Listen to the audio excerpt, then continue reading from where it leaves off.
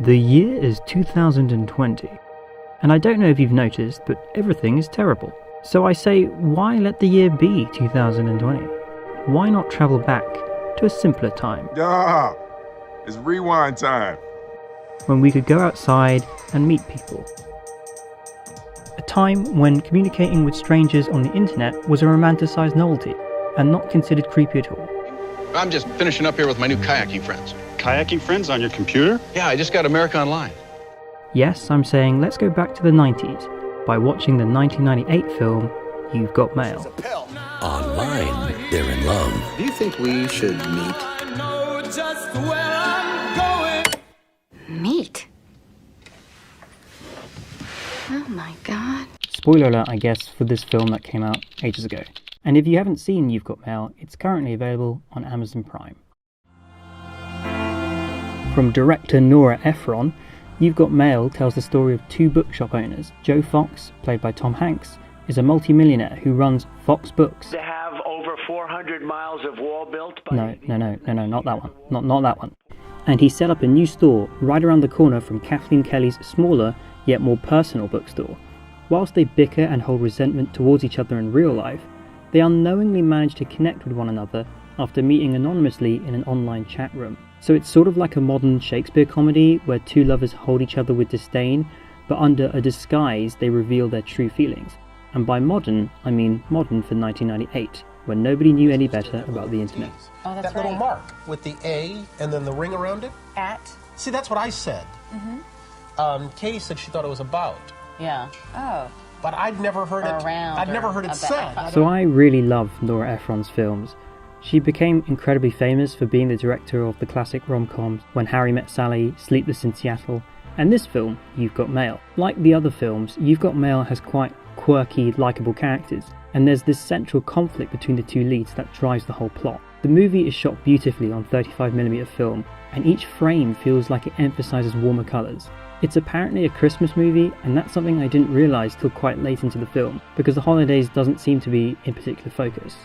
It does have the other elements of a typical Christmas movie, in that it's a delightful, heartwarming story.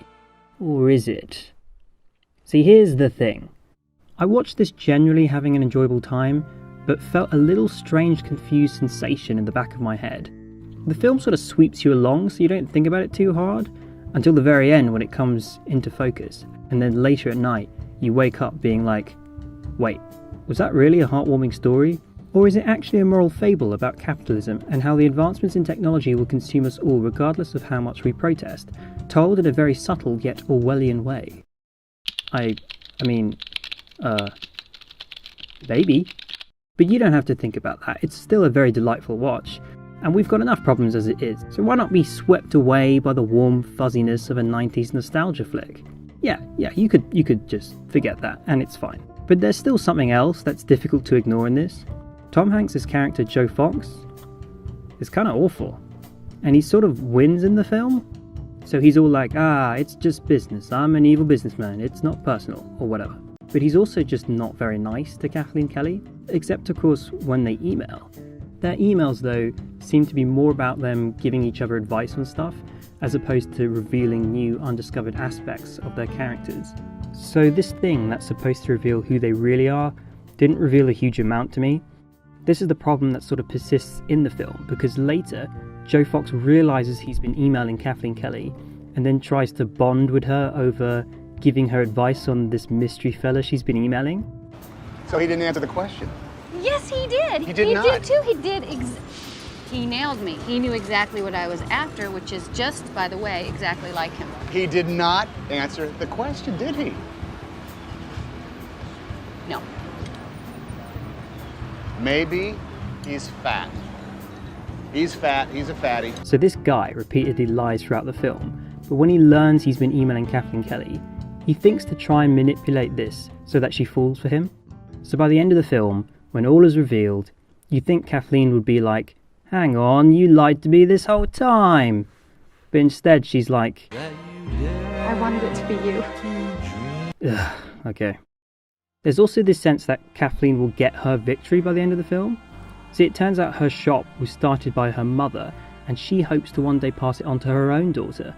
That personal history is made to feel real as customers recall her mother and the way she ran the shop. All the characters who help her run the shop are all quite well-defined personalities, and they all express this urgency for the shop to survive. Joe Fox's bookshop, on the other hand, have staff who struggle to recommend books, and the store is displayed in a very commercial way. So you think Kathleen is going to find a way to survive all this? Her store will survive, and she'll manage to topple this Goliath next door. So, she doesn't. She loses. She closes the bookstore, they all lose their jobs, and she falls in love with Tom Hanks. The end. So you're like, wait, what? What am I supposed to make of that? Joe Fox even grows in his sympathy for Kathleen Kelly, but he does nothing to stop this inevitable closure.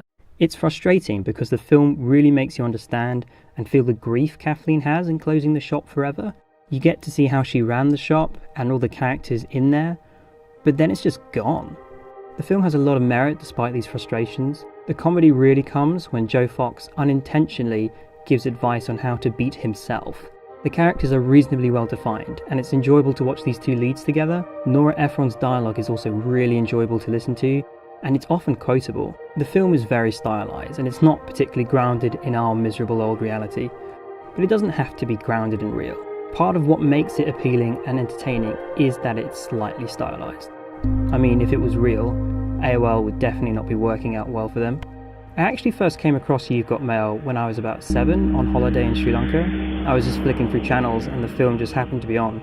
I immediately got the concept of the film and was entertained. I was just a child, but it's impressive that the film could still appeal to me. I think it holds up even now in that way. So, in conclusion, if this movie was a drink, it would be a pumpkin spice latte. It's warm, popular, perfect at wintertime, and maybe part of a capitalist agenda. If you want, you can just ignore that bit. Thanks for watching this video, and if you liked it, why not leave a like, or indeed a comment? I'd love to hear your thoughts. We also have an Instagram account you could follow. I put regular polls and questions in the stories there, so if you're interested in any of that, why not give that a look in. For now though, please do subscribe for more reminders that film can't die. You've got mail.